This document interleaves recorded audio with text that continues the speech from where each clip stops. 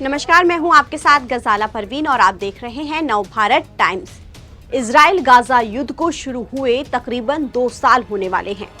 इस युद्ध में हजारों लोगों की मौत हो चुकी है, जबकि लाखों लोग प्रभावित हुए हैं। गाजा के लोग नरक जैसी जिंदगी जीने के लिए मजबूर हैं। इन सबके बीच इजराइल ने गाजा पर कब्जा करने की तैयारी शुरू कर दी है। इजराइल के प्रधानमंत्री बेंजामिन नेतन्याहू की ओर से गाजा के लोगों को शहर छोड़ने की चेतावनी दी गई है। इजराइल ने इस चेतावनी को फाइनल वार्निंग बताया है।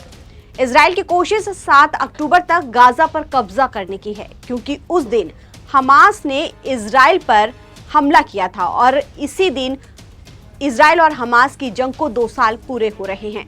इसलिए इजराइल की सेना गाजा के अलग अलग इलाकों में हमले से पहले आसमान से पर्चे गिरा रही है और लोगों से हमले के लिए चिन्हित इलाकों को खाली करके चले जाने को कहा गया है, क्योंकि इजराइल की ओर से धमकी दी गई है कि अगर हमास ने बंधकों को रिहा नहीं किया और हथियार नहीं डाले तो युद्ध विराम की शर्तें पूरी नहीं करते हुए हवाई और जमीनी हमले गाजा को तबाह कर देंगे और लोगों की मौत के लिए इजराइल नहीं बल्कि हमास जिम्मेदार होगा।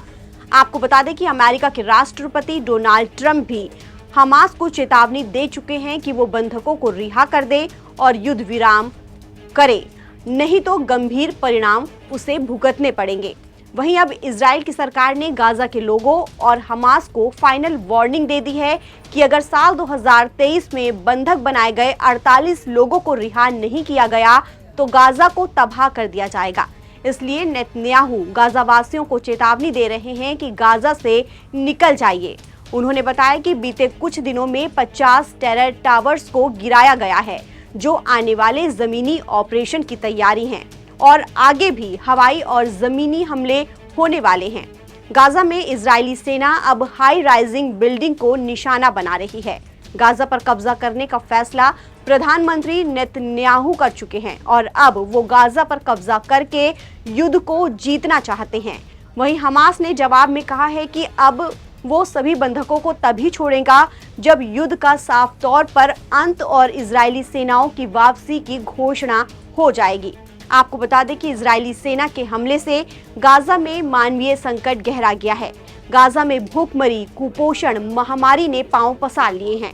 इजरायल ने नाकाबंदी करके लोगों तक पहुंचने वाली राहत सामग्री और मानवीय सहायता को भी रोक दिया है।